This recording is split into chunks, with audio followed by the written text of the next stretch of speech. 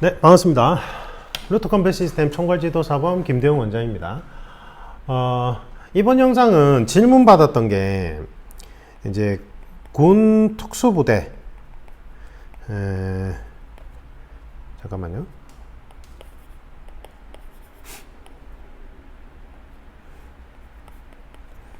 군 특수부대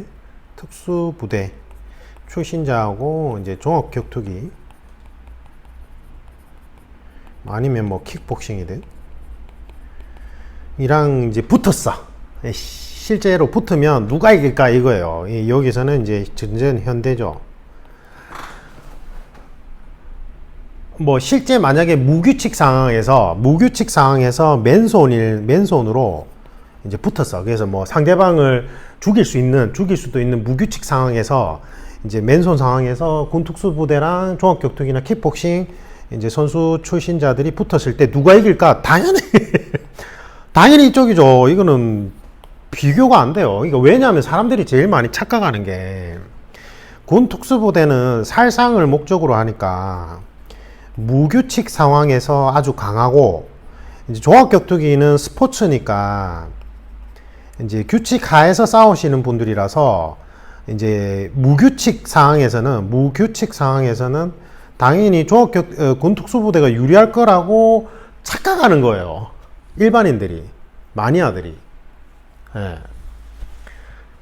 착각하는 첫 번째는 이유는 뭐냐면, 이게 왜 착각이냐면, 제가 전에 이거는 영상을 올려드렸는데, 뭐 실전, 이제 필드 상황에서 실전성하고 연결되는 건데,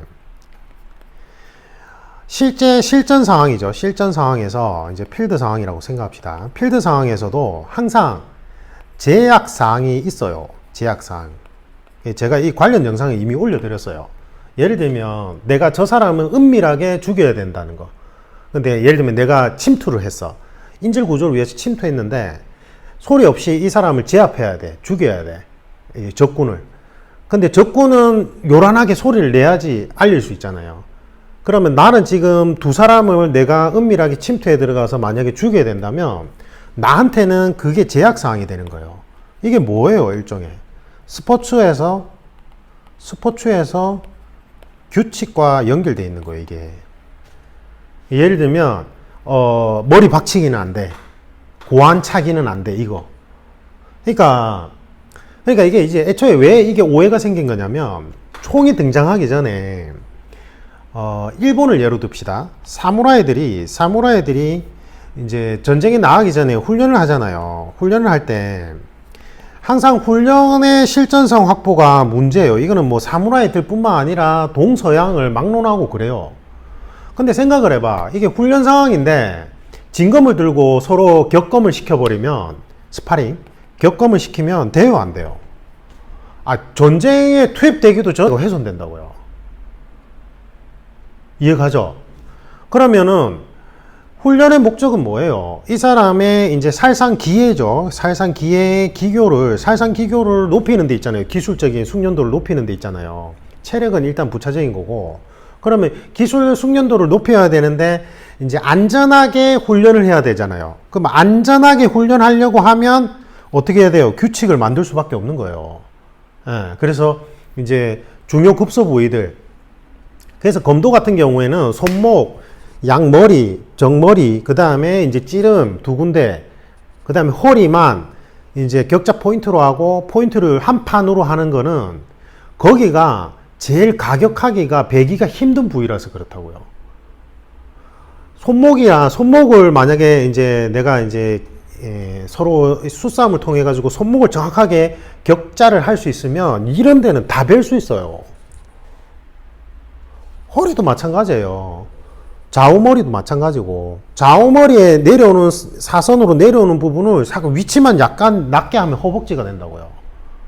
그러니까 애초에 보세요. 이제 총이 등장하기 전에는 사무라이가 그 시대 때 특수부대원이라고 칩시다. 묘사를 하자면. 그러면 사무라이가 전쟁에 투입되기 전에, 실전 상황에 투입되기 전에 훈련을 해야 되잖아요. 훈련은 안전하게 진행이 돼야 돼요. 맞죠? 안전하게 진행이 돼야 되다 보니까 이제 격검을 할 때 진검을 들고 할 수가 없거든. 그래서 서로 간에 제약이 되는 규칙을 정하고 이 규칙 하에서 서로 숙련도를 끌어올리는 형태로 훈련을 체계를 잡는 거예요. 그러면 이제 만약에 이제 이 사람이 진짜 전쟁에 투입이 됐다 칩시다. 그러면 초반에 그런 전투 상황에 대한 심리적 압박, 그 다음에 이제 뭐 지형 지물이나 이런 요소로 인해서 처음에 제 실력을 발휘 못할 거예요. 근데 자꾸 하다 보면 이제 자기 실력이 나오겠죠. 그리고 또 이제 훈련할 때 이런 식으로 훈련을 하겠죠. 이해가 가요?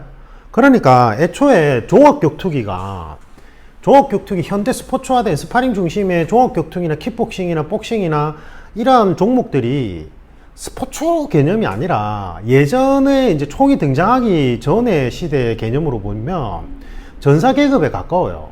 대신에 도검류가 중심이 되죠. 그래서 제가 옛날 형태, 그러니까 도검류가 전장을 지배하던 시대에는 맨손, 무술, 유파라는 게 없댔잖아요.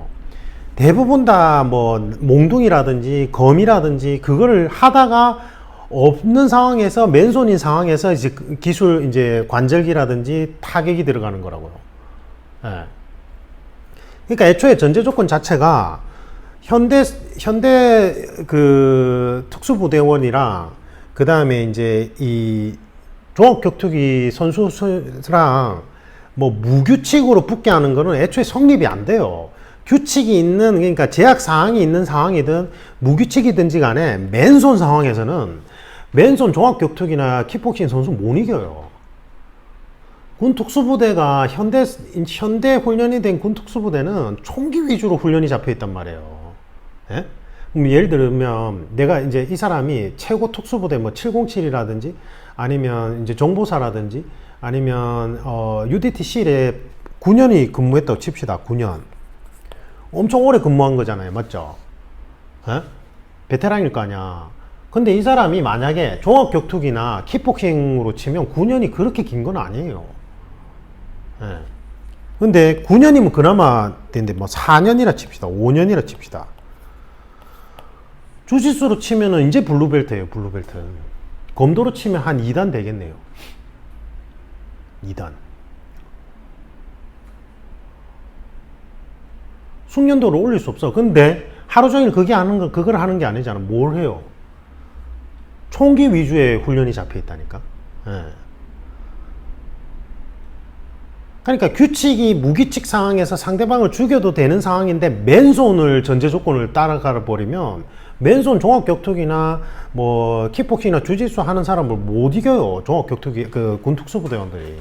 그러니까 애초에 그거는 공정한 룰 자체가 아니라고요. 예. 총을 들고 있는 군 특수부대원이 최강이죠. 총을 어떻게 이겨? 그러니까 제가 그랬잖아요. 도검류인데 상대방이 도검류 전문적으로 스파링 중심의 도검류를 수련한 사람이야. 예를 뭐 대한검대 검도라든지 아니면 펜싱 선수 출신이 맨손 무술, 그러니까 종합격투기 선수랑 이제 이 사람 무기를 들고 이 사람 무기 없이 들고 하면 애초에 이건 게임이 안 돼요. 맞잖아요. 총을 든 군 특수부대랑 그 다음에 이제 종합격투기 선수를 붙여오면 당연히 총 든 군 특수부대원이 최고죠. 그거는. 맞죠? 근데 이거를 맨손 상황으로 전제를 할 게 아니라니까. 맨손 상황이면 맨손 상황일 때 이제 전문적으로 훈련을 한 종합격투기나 킥복싱 선수 못 이겨요. 그거는. 가지고 놀아. 솔직히 말하면. 예.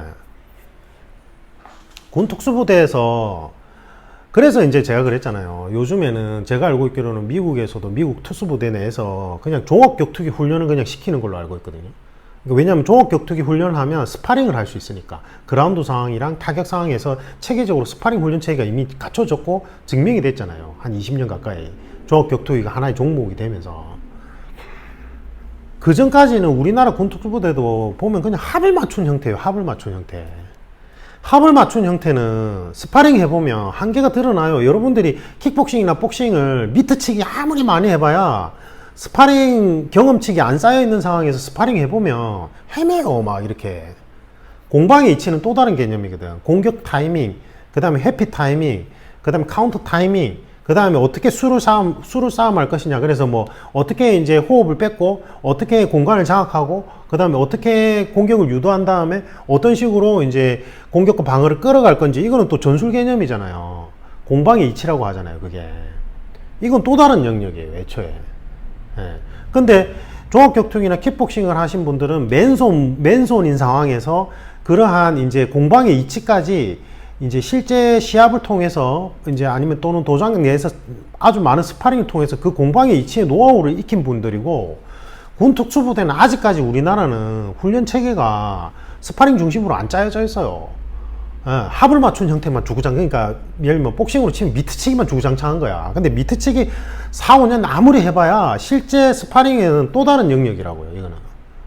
그러면은 왜 그렇게 훈련 체계가 잡혀 있습니까? 제가 이제 한번 물어보니까 총기 전술 숙달하는 시간도 부족하대요. 거기다가 이제 막 맨손 무술을 그런 식으로 스파링 중심으로 채워넣으면, 그럼 스파링 하다가 혹시나 부상이 당했을 때 실제 상황에 투입을 못 하는 거야. 근데 어차피 실제 상황 들어가 봐야 맨손 백변정 상황이 거의 없대요. 나이프를 들고 있든지 아니면 총기를 들고 있든지 어떤 상황이든 그렇게 돼 있지, 군 특수부대가 투입되는 상황에서는 그런 상황이 잘 없대. 근데 이제 오히려 뭐 국정원의 블랙이나 아니면 정보사에서도 이제 뭐 적진에 침투해서 이제 뭔가 그런 거 작전 수행하시는 분들 있잖아요. 이제 그쪽에 이제 뭔가 반군을 훈련시키고 이제 뭐 테러 행위, 뭐 테러라 그쪽에 어떤 비정규 작전을 수행하는 형태로 투입된 분들은 그런 상황이 나올 수도 있는데 거의 안 나온대. 그러니까 이게 중요도가 떨어지는 거예요. 예. 그래서 애초에 맨손인 상황에서는 그게 무규칙으로 하든지 아니면 규칙이 있든지 간에 종합격투기나 격투기 프로 선수나 그걸 오랫동안 뭐 생활체육이라도 오랫동안 스파링 중심으로 오랫동안 수련한 사람 못 이겨요, 군 특수부대가. 훈련 체계상. 그래서 뭐 군 특수부대는 살상 무기니까 뭐 저기 뭐고 이 맨손인 상황에서도 아니면 또 나이프를 들고 있는 상황에서도 막 엄청난 살상 병기하라고 묘사하는 것 자체가 말도 안 되고 호황된 거라고요. 제 얘기가 아니라 제가 그동안 오랫동안 코칭해온 군 특수부, 최고 특수부대 출신자 분들의 얘기예요. 부끄럽다고. 유튜브에서 좀 그렇게 안 했으면 좋겠다고. 관련 출신자 분들이 막 그렇게 이제 본인들 하는 걸 마케팅 하려고 막 이렇게 막 어필하려고 뭐 하는 거 있잖아. 근데 그건 제가 볼 때는 아니에요. 예. 미국에 보니까 일본인 쪽 일본계 미국인인데 뭐 군 특수부대를 나온 것 같아. 그래서 이제 막 총기 교육하면서 갑자기 막 영춘권 같은 거를 막 하면서 뭐 나이프를 들고 딱 막 하면서 되게 이게 제 눈에는 좀 허세 부리듯이 뭐 하는데, 나이프를 이렇게 얘기하면서 이렇게 궤적을 보면 그래요. 근데 이제 그게 이제 자기는 미국의 최고 특수부대에서 뭐 다양한 활동을 했고 나는 살상병기다 하면서 이제 막 그거를 가르치는 거겠죠. 마케팅이에요, 마케팅. 예. 도검류도 스파링 중심의 훈련 체계가 이제 가미가 안 돼 있으면 그냥 그거는 춤이에요, 춤. 합을 맞춘 춤이라니까, 영화에 액션 맞추듯이. 완전히 다른 개념이에요. 그러니까 제가 이제 복싱을 왜 기본적으로 꼭 해보라고 얘기하냐면, 킥복싱이나 복싱이나 킥복싱 미트치기 하면, 미트치기는 계속 반복적으로 하다 보면 한 6개월이나 1년 안에 숙달이 돼요, 어느 정도는. 그럼 모양이 예쁘게 나와. 근데 그런 상태에서 이제 스파링을 딱 시키잖아? 그럼 스파링을 시켰을 때 그게 나오느냐 이거요. 안 나와요. 주짓수 하신 분들은 더 잘할 거예요. 기술, 뭐 관장님이 기술 가르쳐주고 우리가 이제 그 기술을 배워서 이렇게 따라 하잖아. 그러면 곧잘 따라 할 수 있어요, 조금 하다 보면. 그럼 그게 이제 실제 스파링상 될 것 같아요? 안 해요. 실제 스파링상 이 사람은 어떻게 하든지 나를 이제 뭐 탭을 받든지 아니면 점수를 내려고 하고 나도 어떻게든지 해야 되니까 기술 공방이 그렇게 안 이루어진다니까. 그러니까 그거를 내가 이제 한번 배운 기술을 이제 실제 스파링상 내가 자유자재로 쓰는 거는 완전히 다른 개념이에요. 우리 도장에 퍼플 사그랄이 있는데 이 친구가 무술 경력이 없어. 그냥 주짓수만 했어, 주짓수만. 옛날에 축구하다가. 근데 이 친구가 원래는 이제 브라운에 올라가야 되는 그 시기, 제가 볼 땐 브라운 벨트 됐어야 되는 시기인데 시기상으로는 되게 잘해요.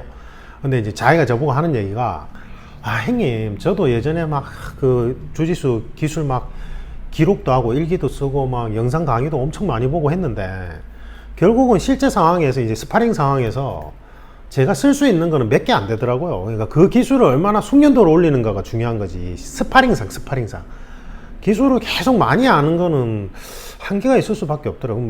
제가 뭐 연습할 때는 그게 알고 숙달이 돼도 결국은 스파링상은 자기 성향이나 아니면 자기 신체적인 부분이나 뭐 이런 거 고려해서 자기가 잘 사용하게 되는 기술 위주로 풀어나가게 되는 거고, 그게 이제 공방이 이어지는 것 같더라.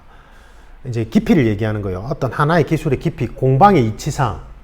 이거를 모르는 사람들은, 예를 들면 군특수부대 분들은 합을 맞춘 형태로만 맨손 무술 형태가 훈련 체계가 잡혀 있으니까 그걸 이해를 못 하는 거예요. 이 말 뜻을. 그러니까 전부 다 세미나나 교육 체계가 어떻게 잡혀 있냐면 전부 다 합을 맞춘 형태만 주구장창 하러 다녀요. 그게 실전이라고 생각을 해. 실전성이 높은 거라고. 자기들끼리 세미나 많이 여는데 가서 보면 합을 맞춘 형태만 연습하고 있어. 합을 맞춘 형태. 기술은 다 거기서 거기에요. 우리 손 두 개, 발 두 개잖아요. 예.